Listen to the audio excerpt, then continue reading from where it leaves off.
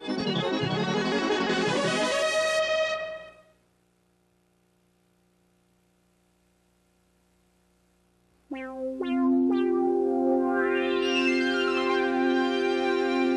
for this program was provided by the Annenberg CPB project.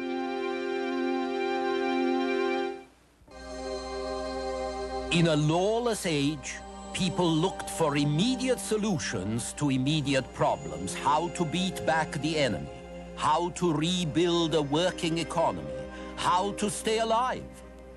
Until, out of anarchy, a new social order was put together that would restructure Europe. The Middle Ages, this time on the Western tradition.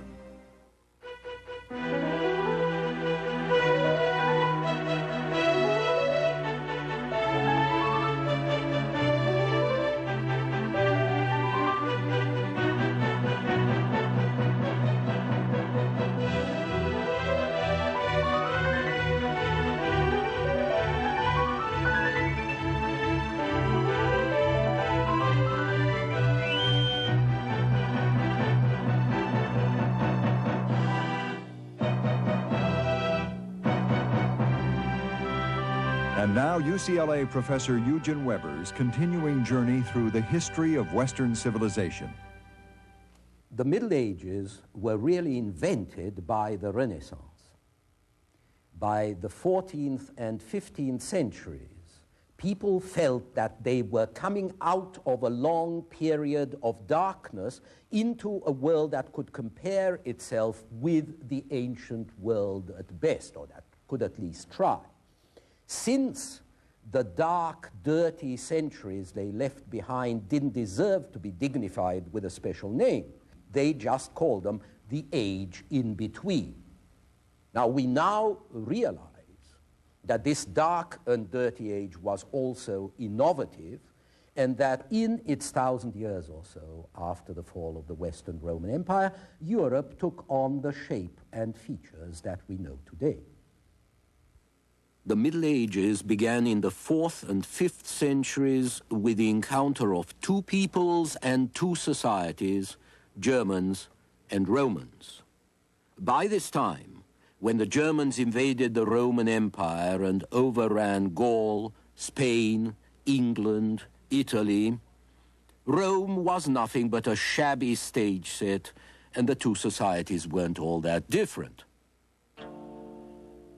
Remember that since the 3rd and 4th centuries, a demographic and economic slump had been wearing down the network of roads and cities that the legions set up to protect the Pax Romana, diminishing both the comfort and the culture of the urban minority.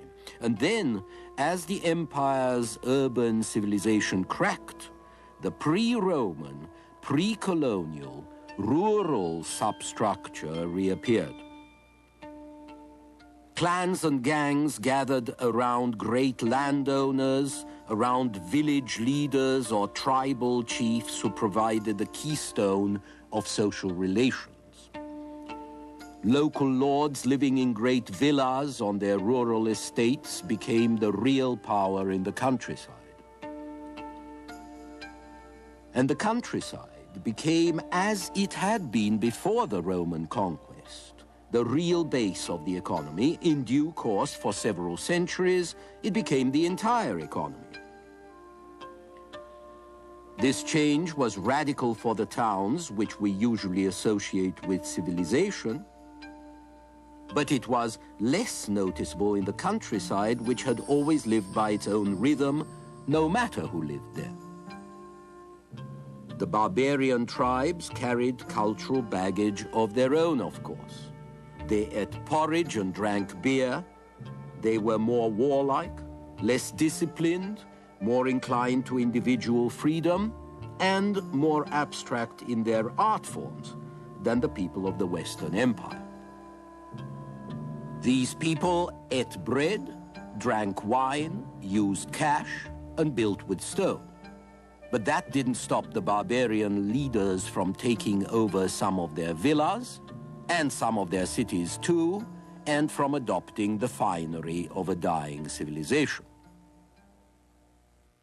At the core, the two societies of invading barbarians and of natives, the two societies were pretty similar. Both were rural, both owned slaves, both were dominated by strong aristocracies of almost equal brutality.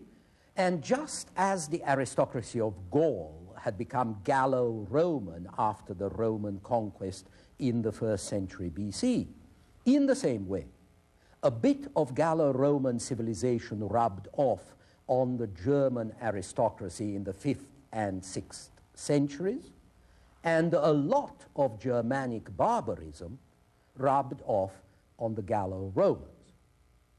So there was some integration between the two groups, especially at the top. But it was chiefly an integration downward towards the lowest common denominator.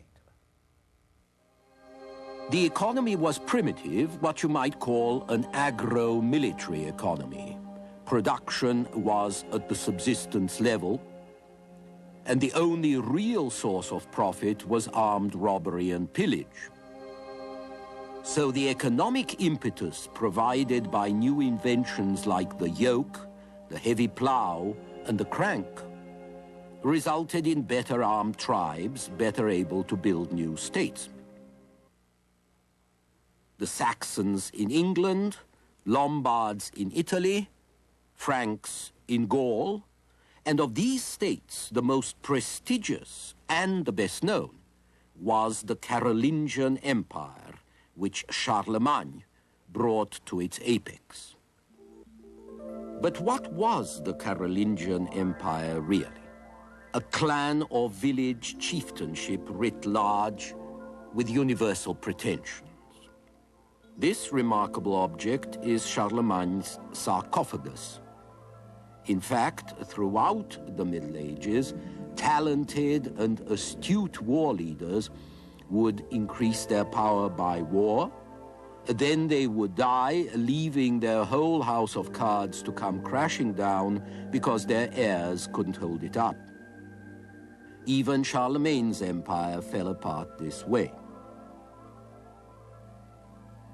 Every spring throughout Europe, a king would call on his lords in their manors to follow him to war. That is, to join on plundering expeditions that went further and further afield. Most of the king's revenues didn't come from taxes. There were no tax collectors. Instead, they came from robbing the subjects of other kings or robbing lords outside his realm, and that's how the lords' revenues were raised too. The basic food and fuel of the kings and lords and everybody else on top, the knights, bishops, priests, came from the land, came from the peasants who worked the land. But that was just to live on. It didn't pay for weapons or luxuries or spices. Those had to be financed by the successful exercise of violence. This perfectly functional economy, especially if you liked hunting people and animals, turned on personal relations, on personal service, loyalty, obedience. It was all based on the exchange of gifts and services. I give you protection, you give me service. I give you service, you give me my keep. I give you land, you fight for me. It was a two-way movement. Up from the bottom, the weak sought the protection of someone powerful. Down from the top, the strong looked for men to work or fight for them. And it became increasingly obvious that of all the arrangements in which one man was subordinate to another, the highest, the most honorable, was to serve with a sword and a lance and a horse. Such a servant, bound to his master by all sorts of solemn oaths, was a vassal or liege. And this relationship was the basis of the feudal system which developed and reigned all over Europe throughout the Middle Ages. and which did not really disappear in many parts of Europe until the 19th century. In a period of chaos, any man might be a fighter, but not every man could be one. For one thing, not everyone was cut out for it. For another, equipment was expensive. A helmet was as expensive as 3 oxen, and a horse was worth 18 to 20 cows. Then again, it took a long time to learn to handle a horse efficiently in combat and to fight in heavy armor. A Carolingian proverb says you can take a lad in his early teens and make a knight of him, but later, never. By this time, around the end of the 8th century, the heavy cavalryman had come to be recognized as king of the battlefield.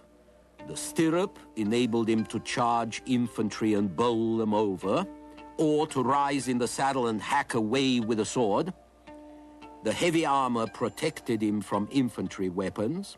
The horse enabled him to wear the armor and fight in it without being excessively tired. And the horseshoe allowed the horse to cover a lot of ground with this heavy man on its back, even over rough terrain. It followed then that the cavalryman could swoop in suddenly, or he could get away swiftly, or he could hover around bodies of infantry that were too large to attack frontally and cut off their stragglers and ambush them when he chose to do so. All these advantages were realized by Charlemagne, who increased the proportion of cavalry in what had been a foot-slogging army. The value of cavalry would be emphasized further during the period of chaos, when the Carolingian Empire fell to pieces in the 9th century under the raids of new barbarians. More than ever, every man would be looking for a strong leader who could afford mounted men. Every leader would be looking for strong men who could fight on horseback. Only armed riders could beat back the Vikings, the Saracens, the Hungarians.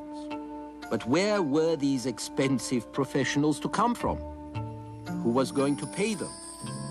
How were they going to be paid at a time when trade had decayed, currency was scarce or non-existent, and the supply of food itself was chancy? The answer was a set of relationships based on homage, one man belonging to another man, and on mutual protection. Eventually, these relationships were going to be recognized as the fundamental structure of society in the shape of serfdom and vassalage and lordship. And they were also going to provide a solution to the economic and logistical problems of primitive and disorderly societies in Europe. But it wasn't going to happen all at once. What we often call the feudal system, for simplicity's sake, is a generalization that covers a variety of arrangements and oaths and rituals and formalities over a long period of time, beginning in the 6th or 7th centuries and culminating 600 or 700 years later. These can range from a household of retainers fed and clad and perhaps mounted by the boss, by the lord, the sort of thing that you can find even before Charlemagne, through groups of dependents, most visible in the 9th and 10th centuries, bound to the lord by a fee or benefice, a gift of cash, a loan, a piece of land, the revenue from a piece of land.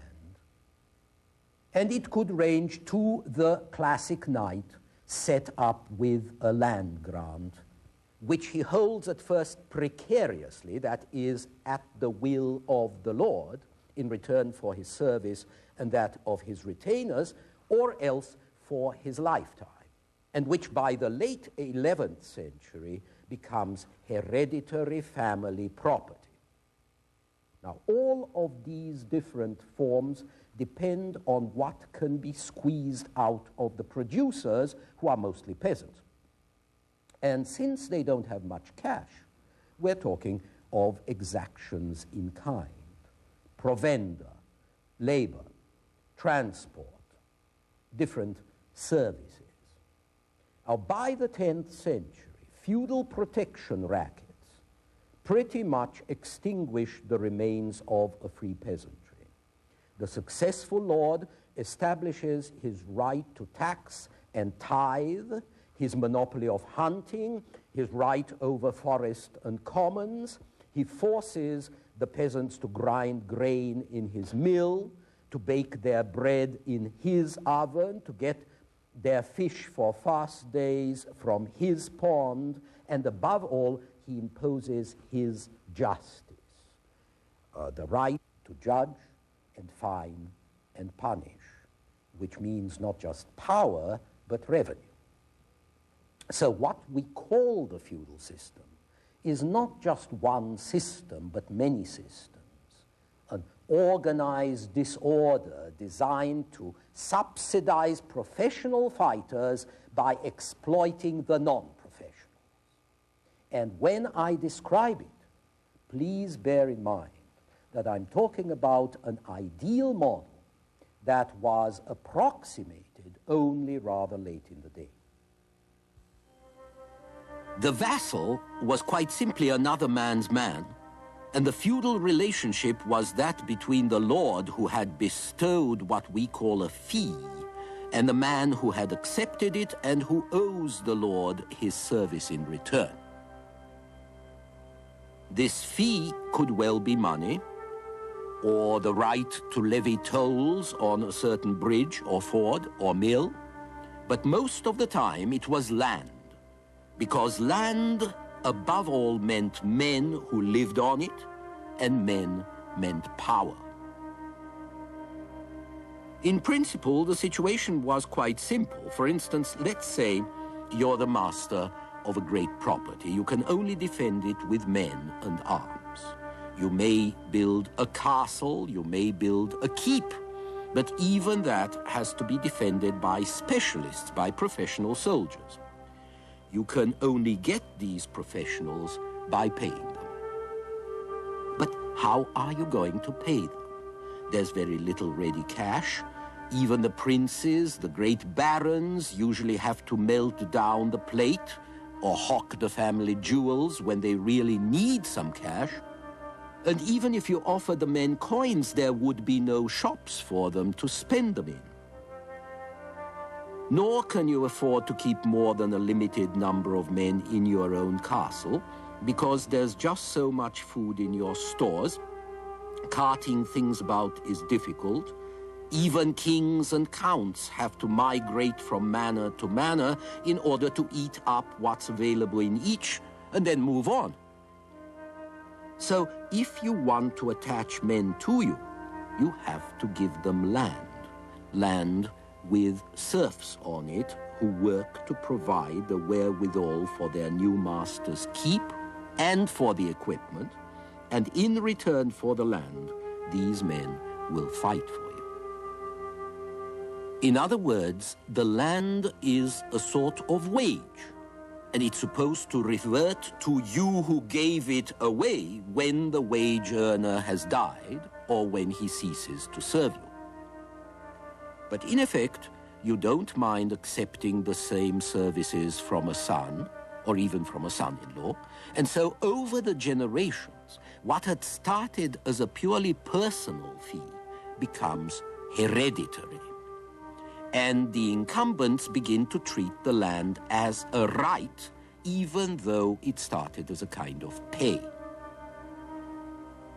Originally, a new vassal had to give his lord a present when he took over his fief, a sort of key money. This gift was called the relief, and it was important because it was going to modify the whole spirit of the system, because over the generations, the lord started to treat the fief he gave to his vassal less as a source of power than as a source of revenue.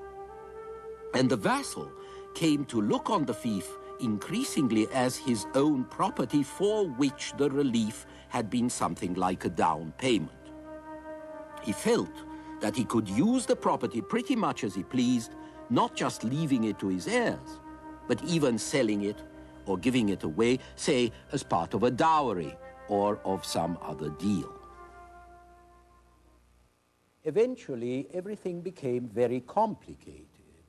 In principle, you were supposed to be the man of one lord only. In practice, however, you might be the man of several different lords, because you may have accumulated bits of land through inheritance or dowries or exchanges to round out your holdings.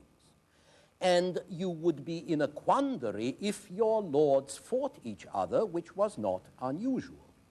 So in due course, around the 11th century, the old homage in which a man put his hands between those of the lord and kissed him on the lips, this became increasingly symbolic.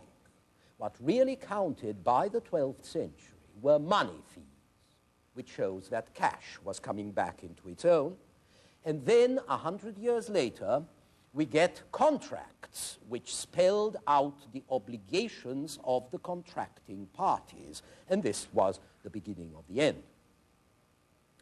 Remember that the feudal system had been elaborated to cope with the problems of an economy where money was scarce and broader social structures were fragile or non-existent. It had answered the problem by emphasizing personal relations from man to man and payment in kind by an exchange of services. But as the money economy gradually re-established itself, as social order reappeared, the feudal arrangements of a chaotic age gradually gave way. Despite attempts to adapt to new conditions, they became increasingly anachronistic. Something did remain of the feudal relationship, however, and that was the importance of personal relations and personal affections.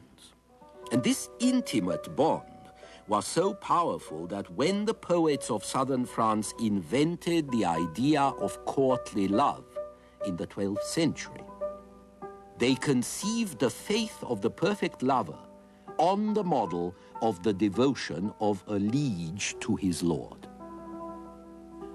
The perfect lover was the perfect vassal. He swore allegiance to his lady on bended knee, and the same gesture with the hands joined together, which was the gesture of homage, became the gesture of prayer, which it had not been before.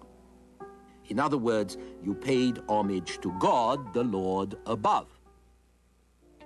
Also living in the feudal system and writing all this down were the clerks and monks who were part of the system's power structure and crucial to its culture. They interpreted what was going on. They recorded events according to that interpretation. And they told the ruler what it was he was really doing as well as what he should be doing. This clerical enterprise had its roots in the Jewish Old Testament, and this, for example, is the coronation of David, and it had its roots in the Roman classics. It stressed that the ruler was appointed by God to carry out God's will on earth. And God's will was the public good. In this case, the practice of Christian virtues as determined by the Church and the application of Roman law. The king's task, then, was to lead the people to Christian salvation and, like the Emperor Augustus, to bring peace to the land, maintain order, and protect the weak and the poor. But this model invented by the clerics went against the reality of royal power. If you turned the king into a prince of peace, you diminished his own revenues and you weakened his hold on the lords, whose chief interest was war and loot. If you made the king protect the weak and the poor, you offered him allies who could give no support, and you put him on the opposite side from the nobles whose revenues came from exploiting the weak and the poor. The true masters in the Middle Ages were not the men of peace after all, but the men who knew how to fight and who had the weapons and the horses to do it.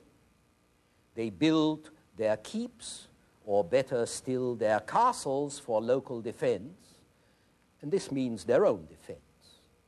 It has been said that peasants could take refuge in their lord's keep. But in the typical keep, there wasn't room for refugees, for their cattle, for their wagons, and so on. The peasants did indeed live in terror of raids and pillage from outside, but when they had to look for refuge, they looked for it in the hills, in the woods. The lords furnished no refuge. They were simply in the protection racket. If a neighbor beat up their peasants or robbed them, they beat up his peasants and robbed them. And it was this role as protector that permitted the lords to appropriate an ever-growing portion of the peasants' crops. So here we have three classes taking shape, each with different interests and with different pressures: the lords and their violent retainers, the peasants, and the clergy. We shall see how they worked together and how they struggled against each other next time.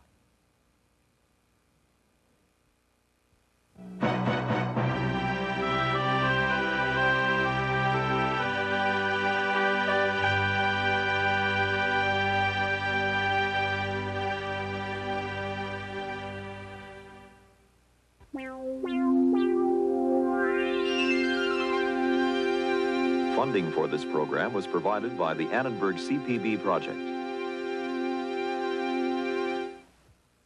For information about the Western Tradition television course, transcripts, pre-recorded video cassettes, off-air taping, or related books based on the television series, viewers should call the Annenberg CPB Projects 1-800-LEARNER telephone number, or write to the Annenberg CPB Project, 1111 16th Street Northwest, Washington, D.C. 20036.